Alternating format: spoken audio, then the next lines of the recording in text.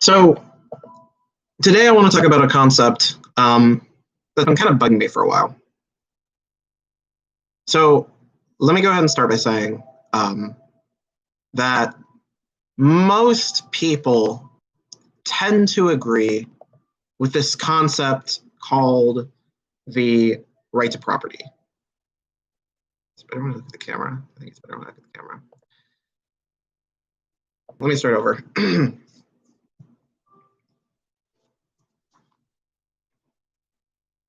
Oh. Okay, so let me start over and So basically, there's this concept that a lot of people seem to agree with in the West, and it's the idea of the right to property.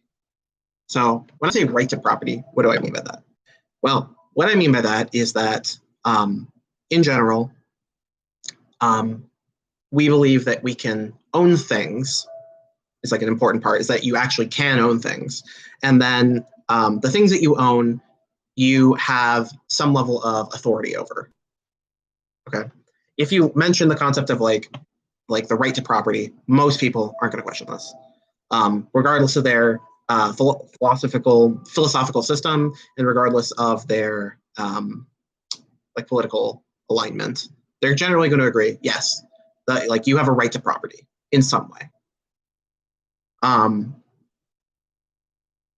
However, if you have a right to property, which we all generally agree that we do, then it feels important to talk about the legitimate ways that you can acquire property.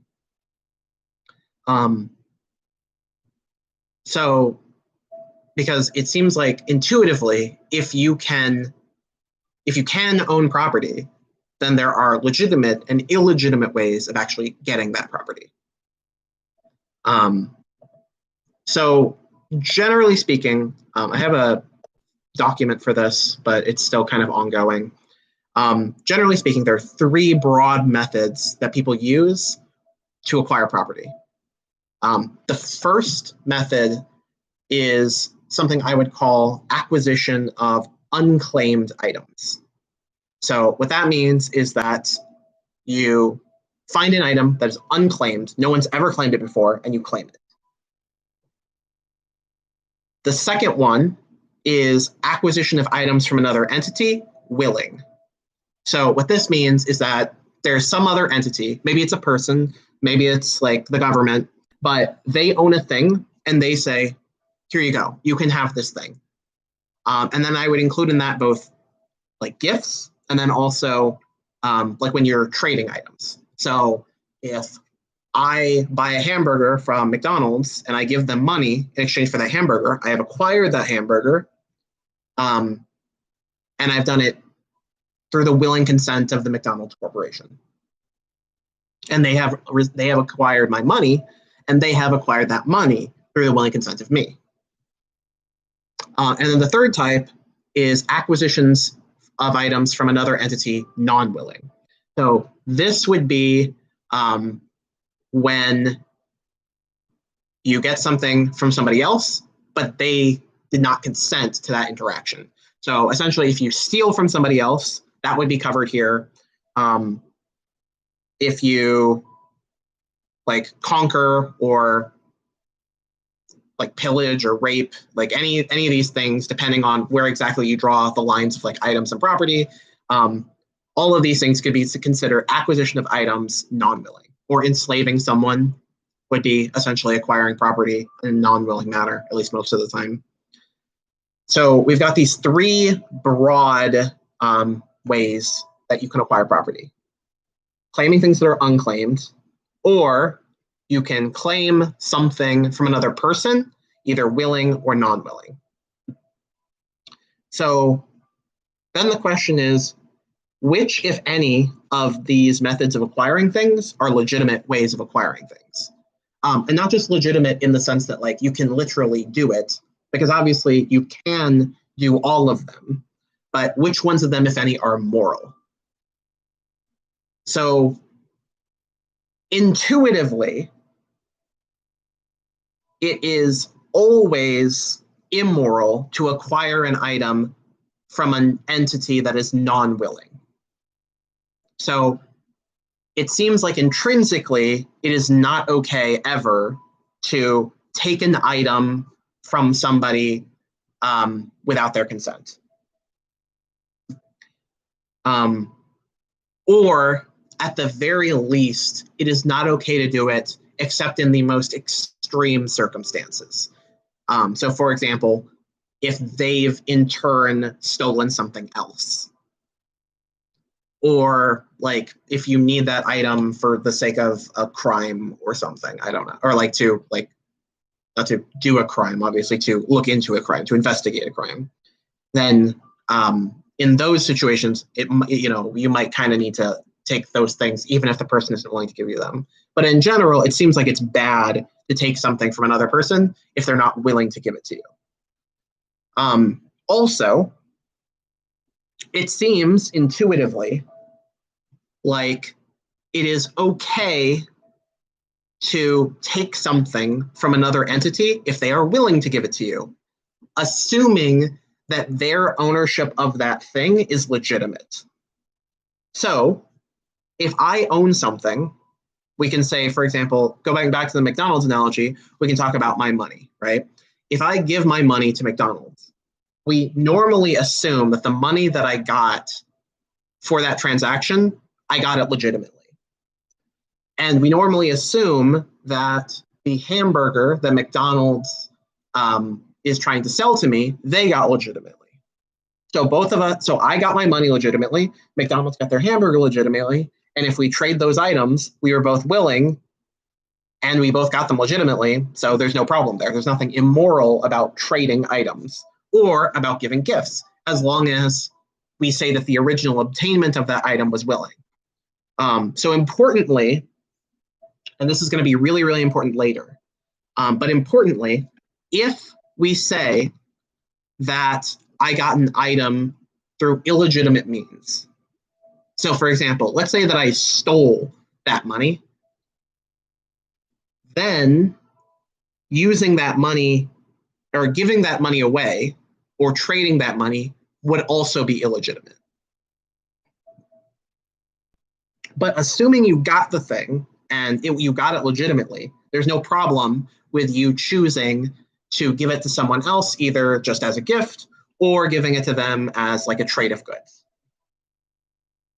So that brings us back to the first point, the acquisition of unclaimed items. So the question here is it moral to claim things which are unclaimed? So there's two big examples that we can talk about here. And I can talk about like why I have kind of a problem with this one. Not like I agree with it or disagree with it, but literally I don't know what the answer is. So let's say hypothetically that you're walking through a forest, like a public forest, so nobody owns it. And then you see like a rock, and the rock looks really cool. So you decide, okay, I'm going to take the rock with me. The rock is now my personal property. Most of us at some point in our lives have probably done something pretty similar to this. A really easy one to think about is like, finding pennies on the ground. Nobody thinks it's immoral to take a penny from the ground. And probably we've all seen like at some point or another, there's been like something on the ground, especially as children. You see something on the ground, it looks really cool, you decide to keep it. Most of us don't have a problem with this. However, there's one really, really big area where this gets challenged. And essentially it has to do with one person claiming too much stuff. So, example, hypothetical. And for the record, I stole this example from a debate between a YouTuber called Vaush and a libertarian. So imagine that you crash land on an island with one other person. Imagine that the other person wakes up way ahead of you. So before you wake up, this person,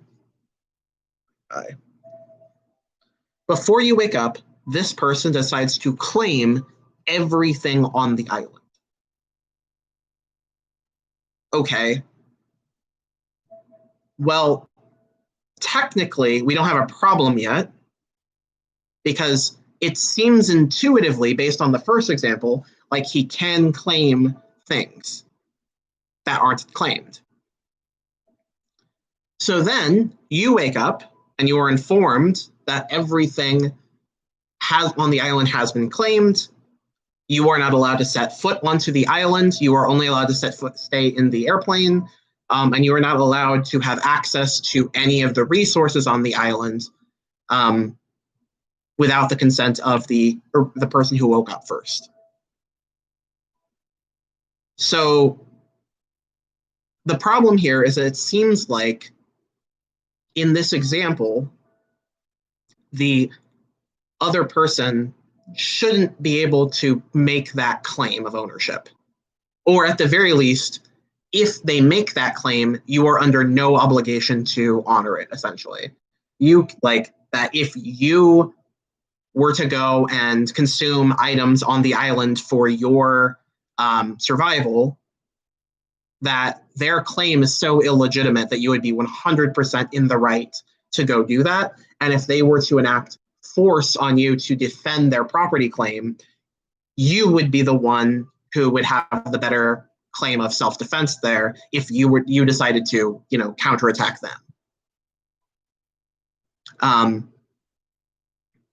But therein lies the dilemma, because all they've done is claim things that were previously unclaimed. So if all they're doing is claiming things that are unclaimed, it seems like, on the one hand, based on our earlier analogy, that you should be able to, that they should be able to do that they should be able to say, I own these things now. But again, the problem being that if you were to honor that, you would die. And it seems like one of my criteria for evaluating a moral claim is the reasonability of which it could be expected to be followed. So if I can prove something is moral, but no one would follow it, it's almost irrelevant that I could prove that. So I call this the problem with what I would call like first ownership. How do we decide, given an unowned state of the world or a state of the world before private ownership, how do we justify who gets to own what? And then the problem persists into the modern day. So for example, Jeff Bezos owns a lot of stuff. Does Jeff Bezos own that stuff legitimately? Well, kind of, because his claims of ownership are based on previous claims of ownership. And those claims of ownership are based on even more previous claims of ownership. But eventually, what ends up happening is, if we regress far enough back, the reason why Jeff Bezos owns the things he does is because somebody made a claim of first ownership over something. And the problem is, if we assume that claim of first ownership is illegitimate, then it becomes impossible to say that Jeff Bezos owns his property legitimately. It's like building like a tower, right? If that foundational ownership of that first ownership of things when they were unclaimed is illegitimate, and his claim is ultimately based upon that claim, then his claims of ownership are also illegitimate. So then at that point, who can really say who should own anything? Like at that point, because all claims of ownership are based on previous claims of ownership, which are in turn based on claims of unowned things. And if we can't justify the claims of unowned things, then it doesn't seem like we can justify any claims of ownership in the modern day. Now, in the modern day, it kind of seems like the way that we kind of treat the way that we kind of justify this is we kind of just don't. We just kind of assume that modern claims of ownership are legitimate by definition.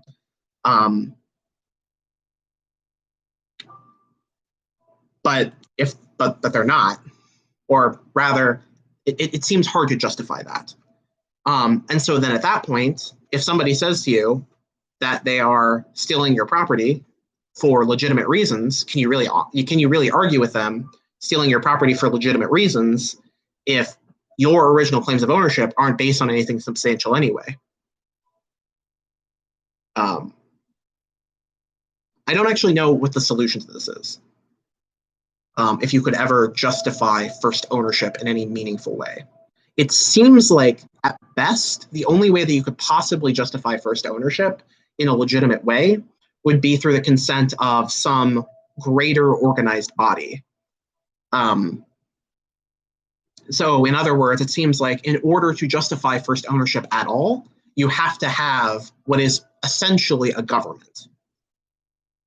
And that if you don't have a government to dictate the terms of ownership, that you can't really have legitimate claims of ownership. Because ownership on a one-by-one basis, well, if you claim first ownership of something, but I also claim first ownership of it, and again, to clarify, when I say first ownership, I mean like this thing is unclaimed right now. It is just a natural part of the world, and we're both trying to claim it, like a tree. We both see a tree in the wilderness, and we both think it's cool. Who gets to claim the tree?